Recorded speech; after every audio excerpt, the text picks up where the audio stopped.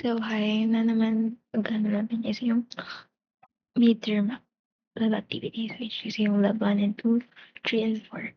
So, sa lab 1 and 2, makikita niyo yung even and odd counter, factorial calculator, simple discount system, temperature category, and number guessing game. So, let's proceed to number 1, which is yung even and odd counter. Ito. Here. Naka-0 lang yung kapag gawin ka. Diyan siya magsisimula. So, gumamit siya ng function, which is itong depth. Gumamit siya para i-check, i-call natin later. This ito.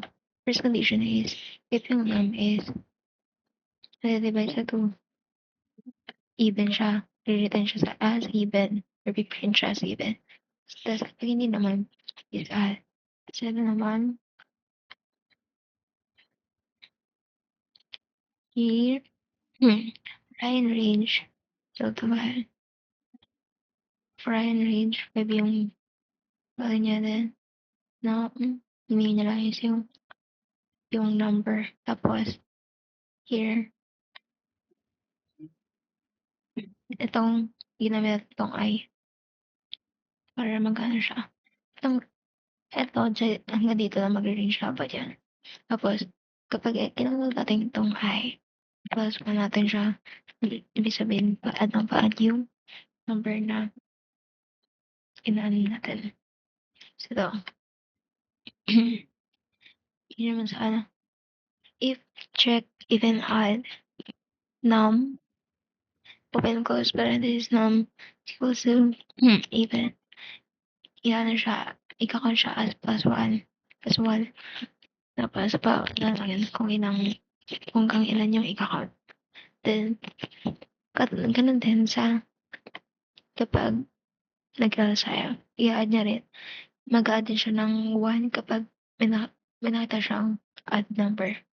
Here is yung output niya kung ilan yung even tsaka add count. Try it.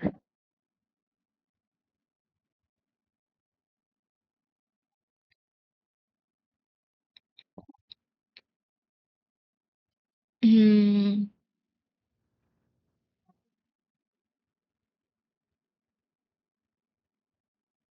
Ayan. So, kasi, di ko mabasa. Di mga in-input natin 5, 4, 3, 2, 1. Ang natin, ang even count is 2. Which is itong 4 tsaka 2. Then, itong even add count is yung 1, 3, 5. No. Let's proceed to number 2, which is yung factorial calculator.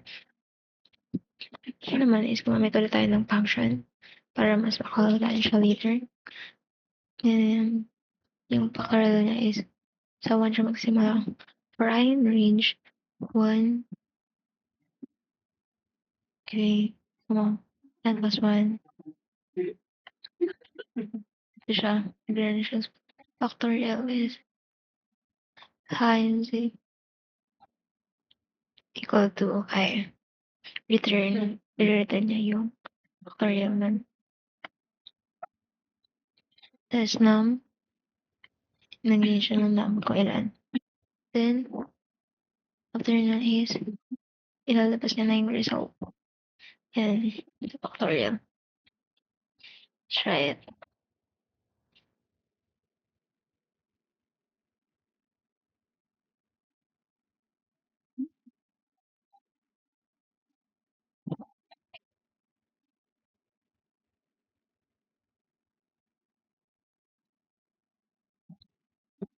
Yung number natin 5. So, yun na is 120. Try it.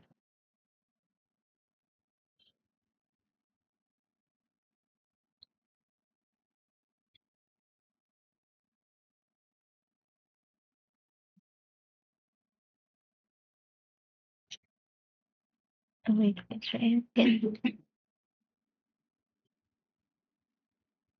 Hmm?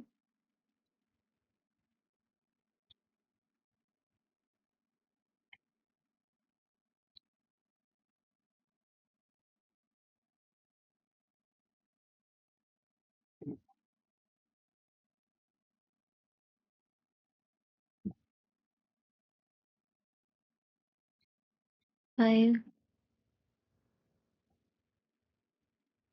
wait, no, mali.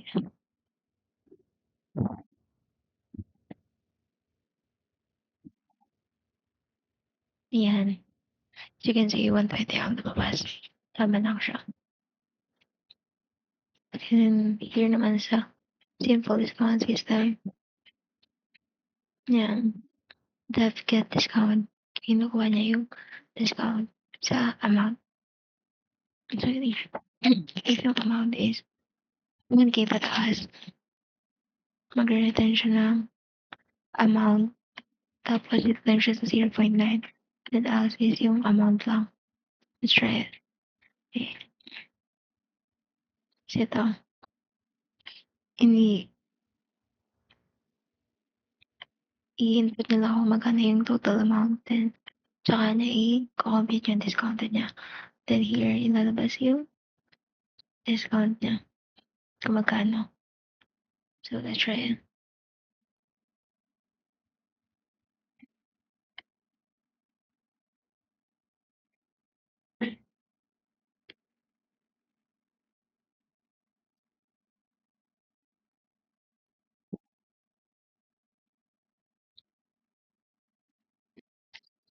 Sabihin natin kung 50. Ayan, ang discounted niya is 945. Let's check it kung tama ba. So, 1,050 times 0.9. Ayan, as you can see, tama ang lumabas na output. So, nalalabas pa to temperature category. So, here, gumamit ulit siya ng function sa para ma-call out siya sa temperature sa temp. So, here, if yung temperature is less than 20, ibig sabihin cold siya, nilalamig siya. Then, if ang temperature niya is nag-range siya sa 20 to 30 is warm. Then, kapag, again, wait lang. Let's explain it again. Ito is kapag yung temperature niya is 20 pababa, cold. Then, kapag ang temperature is 20 to 30 is warm. Then, else is hot. For iron range,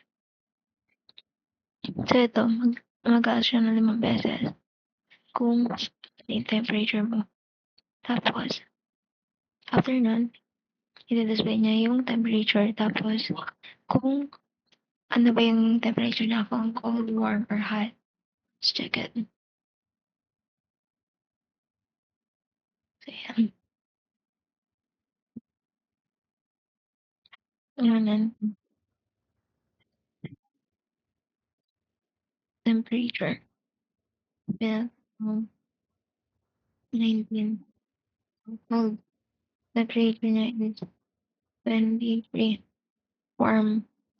Then, 55.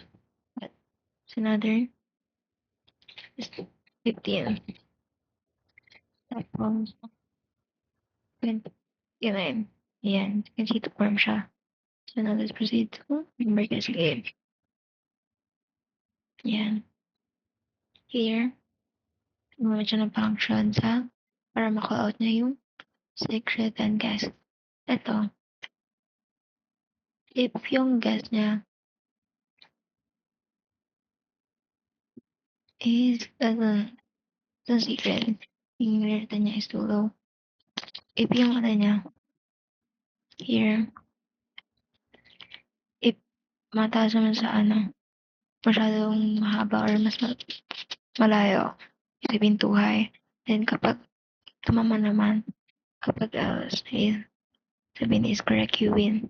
Here, ang secret number niya is 4. Then yung attempts niya is 0. Then yung max attempts niya is hanggang 3 lang. So here, gumamit tayo ng while. While attempts is less than max attempts. Ang yan niya is gigas na yung number, meaning number na gigas. Then, ipapaano niya yung result. Tapos check na kung tama ba. Tapos tsaka na i-print yung result. So ito here. If yung result is equals to correct, ang i-print niya is you win. So yan. Ito. Dinadagdagan niya lang kung ilang beses na yung attempts na gagawa niya. Tapos kapag hindi naman na if yung attempts na is equals na sa max attempts and yung result ay hindi pa tumalabas yung correct, ang nilalabas na is the correct answer was 4. So let's try it.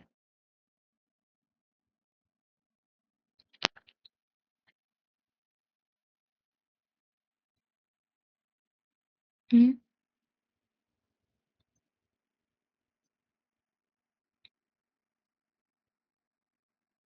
Ayan, sabi natin ang 3. Though masyadong mababa daw yung guess number. Sabi natin 7. Masyadong mataas. Kapag try natin na 4, yung correct answer niya.